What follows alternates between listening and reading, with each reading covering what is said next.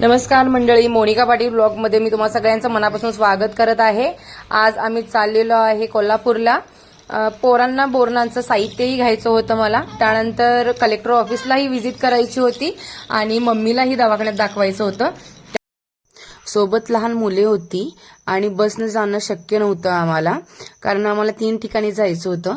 त्यासाठी आम्ही गाडीच ठरवली होती आणि तुम्ही बघू शकता हा आहे आमच्या गावातला MIDCचा एरिया। आम्ही कागलमधून न जाता MIDC मार्गे जातो, कारण MIDC मार्गे आम्हाला शॉर्टकट भेटतो आणि आमच्या गावालगतच MIDC आहे, त्यामुळे भरपूर लोकांना रोजगारही उपलब्ध झालेला आहे।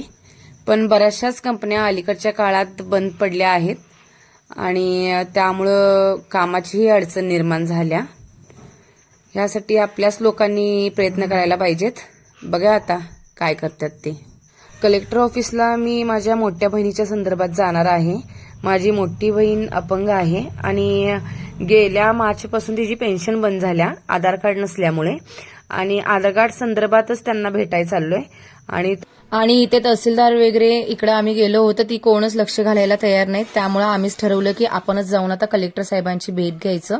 आणि त्यासाठी मी माझ्या 2 बहिणींना घेऊन निघालो होतो। एक बहीण माझ्यासोबत येणार होती कलेक्टर ऑफिसला आणि एक बहीण मम्मीसोबत जाणार होती दवाखान्यामध्ये, आणि माझी 2 छोटी पोरही होती माझ्यासोबत। कर्णची कार्टूनगिरी सुरूच होती, तुम्ही बघू शकता। एकतर एवढे भर उन्हात आम्ही चाललो होतो आणि पाठीमागून गाड्या येत होत्या, त्यांना तो हाय करत होता आणि त्याच्या एका हाय करण्याने सगळ्यांना सुखद आनंद मिळत होता। जे ते त्याला हाय करत होता आणि उलट खिडकीत येऊनही त्याला बोलवत होते आणि लय भारी वाटत होतं सगळ्यांनाच त्याचा हा पराक्रम। हा आहे दसरा चौक आणि इथं आम्ही मम्मीला सोडलं दवाखान्यासाठी आणि त्यानंतर आम्ही चाललोय कलेक्टर ऑफिसला। आणि दसरा चौकात मी खूप दिवसांना आलो, त्यामुळं मला जरा बरं वाटलं, कारण मी दसरा चौकात उतरूनच क्लासला जात होतो, त्यामुळं लय दिवसानं बघितल्यावर जरा बरं वाटलं। त्यानंतर हा आहे बिंदू चौक, तुम्ही बघू शकता, आणि बऱ्याच लोकांना माहितीही असेल।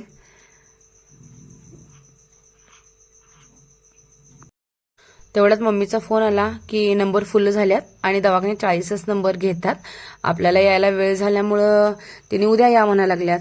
एकतर जवळ नाही, कोल्हापूर ते गाव 25 किलोमीटर आहे आणि एवढ्या लांब रोज रोज येणं जमत नाही, त्यामुळे मम्मीला म्हटलो मी जरा रिक्वेस्ट करून बघा काय म्हणतात। आणि त्यानंतर रिक्वेस्ट केल्यावर तिने या म्हटलं, घेतला नंबर।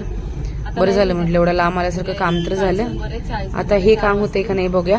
आता आम्ही चाललोय, दाखवतो तुम्हाला कलेक्टर ऑफिस। हे आहे आमच्या कोल्हापूरचं जिल्हाधिकारी कार्यालय, तुम्ही बघू शकता। इथं स्वतःच्या हक्कासाठी स्वतःलाच लढावं लागतंय, त्यामुळं आम्ही आलो होतो कलेक्टर साहेबांना भेटायला, कारण सोमवार आणि शुक्रवार कलेक्टर साहेब भेटतात। मी माझ्या 2 मुलांना घेऊन माझ्या बहिणीला घेतलं आणि आम्ही आलो होतो। त्यानंतर एक बहीण मम्मीसोबत दवाखान्यात बसली होती आणि त्यांच्याशी बोलणं झालं, भेटलो। त्यानंतर आमचा परतीचा प्रवास सुरू झाला। दोन्ही पोरांनी लय दमवलं होतं, तिथं काय केलं ऑफिसमध्ये गप्पच बसनात आणि मोठं पाठीमागून काचेतून बघते पाठीमागं आणि बारकं साईडच्या काचेतनं बघत होतं, त्याचं सगळं लक्ष माझ्याकडेच होतं आणि मोठ्याची कार्टूनगिरी सुरूच होती।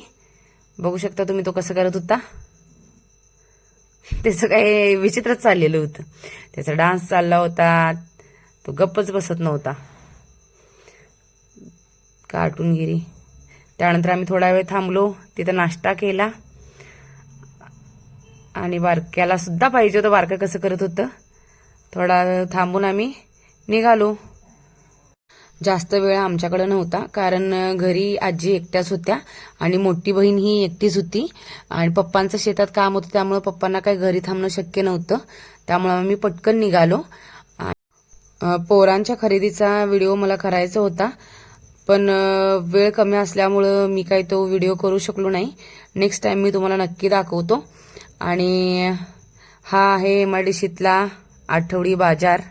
पहिलं हे असं काय भरत नव्हतं, पण आता लोकसंख्या वाढल्या, सगळी इकडची तिकडची येऊन इकडे राहिल्यात, त्यामुळं MIDCत सुद्धा आठवडी बाजार भरत आहे। जसा गावात भरत होता तसाच इथं पण भरतो। बोरणांच्या डेकोरेशनसाठी मी ह्यावेळेस तिथं कोल्हापुरातनंच डेकोरेशनचं साहित्य विकत आणलं. दरवर्षी मी घरात करते, पण ह्या वर्षी काय मला जमलं नाही, त्यामुळं मी विकत आणायचं ठरवलं. आणि हे साहित्य तुम्हाला कोल्हापूर महानगरपालिकेच्या बॅक साईडला 2-3 गल्ल्या आहेत. आणि पहिल्या गल्लीत एक अशी कडेने लाईनच लागलेली आहे. कुठल्याही दुकानात तुम्ही साहित्य खरेदी करू शकता. हळदी कुंकवाचं असेल, बड्डेचं असेल.